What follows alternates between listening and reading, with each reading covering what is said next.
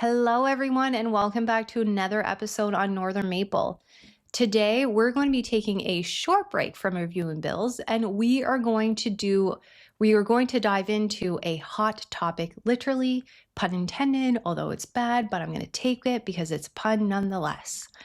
Nova Scotia's government has slapped residents with two big proclamations this summer: a province-wide fire ban and a travel ban in the forests, both running from August 5th to October 15th or until the weather finally decides to cooperate with the province. These rules come straight out of the province's Forest Act, and it has people talking. Is the provincial government keeping residents and the forested areas safe after the devastating wildfires of 2023? Or are they infringing on our rights and freedoms? I think the fire ban makes absolute sense. No one wants a repeat of the Tantallon disaster. But the travel ban, I'm not so sure. Walking in the woods doesn't start fires, so why the heavy hand? We're going to be unpacking these proclamations. We're going to dig into the Forest Act and ask a few pertinent questions. Are these measures reasonable? Do they infringe on our charter rights? Are they as minimally invasive as they could be? And lastly, do people truly own their property, or is property ownership an illusion in Canada? So let's get started. First, let's talk about these proclamations. On July 30th, Nova Scotia's government, led by Minister Tory Rushton, announced a province-wide burn ban under the Forest Act. No open fires. That means no campfires, bonfires, brush fires, or any open fires of any kind until October 15th or until we get some serious rain. The fine, a hefty $25,000 plus a victim surcharge and HST, because this is Canada after all, and there needs to be a tax on everything. So let's tax our own fines, bringing it to a whopping total of $28,872.50. That's not pocket change. Then on August 5th, they doubled down with a second proclamation banning travel and activities in the woods.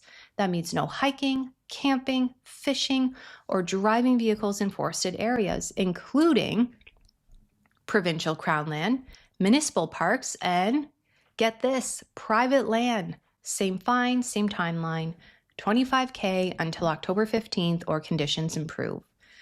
These rules come from the Forest Act, which gives the government broad powers to protect our forest.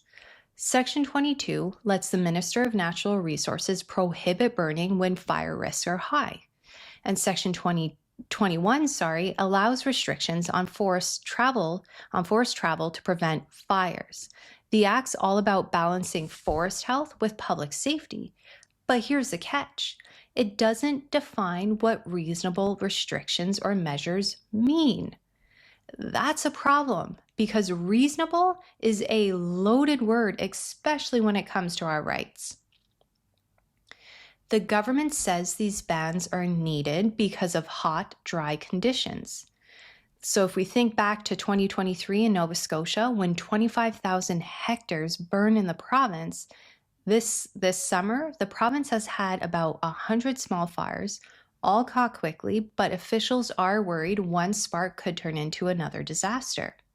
Absolutely fair enough. But are both bans really necessary? Let's dig a little deeper. The fire ban, I get it. Humans cause most wildfires in Nova Scotia, about 97% of them, according to 2023 data. Campfires, brush burning, even a stray spark from a barbecue can set things off. Nova Scotia has had a very dry summer with no significant rain in sight, and those 100 mini fires show the risk is real. The $25,000 fine seems to work because last year only 83 fires burned 47.5 hectares, which is way below the 10-year average, partly because people are scared of the fine. So absolutely, the fire ban feels like a solid move to keep sparks under control. It is a reasonable measure. But the travel ban?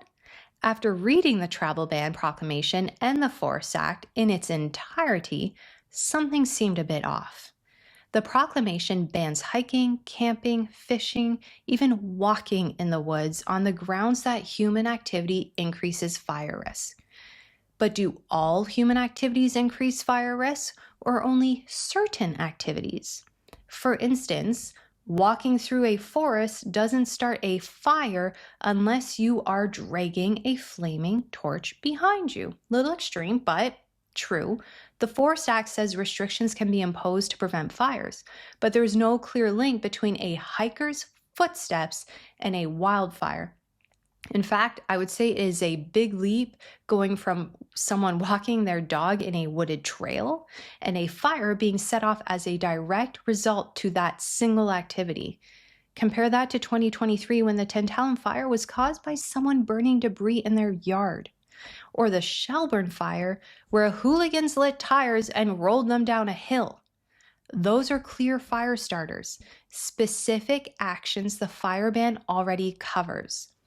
Banning travel feels more like government overreach. Without a clear definition of reasonable in the act, it's hard to see this as anything but government overreach, using a previous tragedy to manipulate the population, which is what we would see in a socialist nation, not a free one. Let's see if it holds up under the Charter. The Canadian Charter of Rights and Freedoms protects our rights and freedoms, but it is not absolute. Restrictions can be justified if they are reasonable and minimally invasive. The travel ban raises red flags under Section 6, which guarantees mobility rights like moving freely within Canada. Banning Nova Scotians from their own forests, including guests on their own private property, feels like a restriction on that freedom. To pass muster, the government has to meet the Oakes test. Remember that from our previous episode? Little side note, I was so thrilled to find out about the Oakes test because although the 5 criteria we have been using to analyze our bills is great, it has been a great tool, the Oakes test is accepted in the Supreme Court of Canada as the test. So if a bill, a proclamation, or any other document is presented to Canadians, we have a tool to properly evaluate what is being presented to us against the Charter. So be that, technocrats. Here on Northern Maple, we read a lot, and our knowledge base, or our knowledge bank, on our nation is becoming endless. So we're kind of winning over here. Okay, but back to the Oakes test. It is a legal standard from 1986 Supreme Court case. It says restrictions must have a pressing goal, be rationally connected to that goal, be minimally impairing, and balance the harm with the benefit. Let me repeat this because it is very important. It says restrictions must have a pressing goal, be rationally connected to that goal, be minimally impairing, and balance the harm with the benefit. The fire ban passes this test without a question. Preventing wildfires is a pressing goal. Banning open fires directly targets the main cause of wildfires, and it's hard to argue there's a less restrictive way to stop people from lighting campfires than banning campfires. It is a reasonable measure. But the travel ban? Is it reasonable to ban people from walking in forested areas in order to prevent fires from starting? Sure, the goal of preventing fires is legitimate, but the connection between walking in the woods and starting a fire is not rational. Couldn't the government just enforce the fire ban more strictly or educate people so that, I don't know, they don't throw hot coals in the forest? Because yes, that happened in Nova Scotia last week. In 2023, a travel ban was in place for only 1 week during major fires that destroyed over 200 homes and required major evacuations of those affected areas. Not months like now when all fires have been extinguished and well managed. By blanketing all forests, public and private, for over 2 months, the travel ban feels more invasive than necessary. It's like using a sledgehammer to crack a walnut. It's overkill. Let's look at this summer's fires in Nova Scotia. According to the Department of Natural Resources, about 100 small fires have burned in Nova Scotia since March of this year. That's more than last year's 83, but they've all been caught quickly thanks to fast-acting fire departments and those hefty fines. We don't have details on what caused them, maybe campfires, maybe accidents, but the fact that they stayed small shows the fire ban and public awareness are working. Still, it makes you wonder, if we're catching these fires early, do we really need to ban hiking too?